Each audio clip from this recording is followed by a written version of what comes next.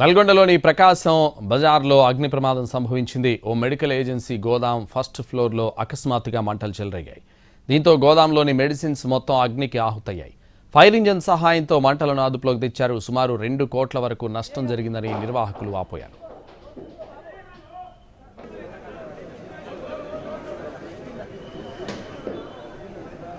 ప్రకాశం బజార్ ప్రాంతంలో పాట్రోలింగ్ నిర్వహిస్తున్న తాము అగ్ని ప్రమాదాన్ని గ్రహించి ఫైర్ సిబ్బందికి సమాచారం అందించామంటున్న ట్రాఫిక్ సిబ్బందితో మా ప్రతినిధి Vijay Bhaskar face to face.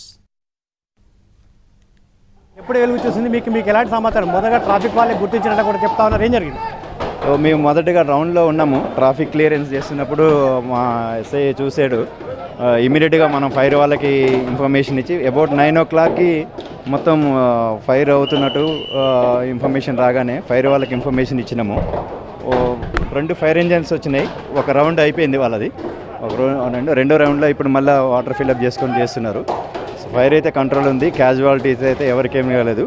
కంప్లీట్గా మెడికల్ డిస్పెన్సరీస్, మెడికల్ ఆర్టికల్సే ఉన్నాయి. అల్లో తెలుస్తుంది మాకు. అంతా కంట్రోల్లో ఉన్నది ఇప్పుడు. చెప్పండి, ఏంటి మీరే చూశారు, ప్రత్యక్ష సాక్షి మీరే, ఎలాంటి ఘటన చూశారు?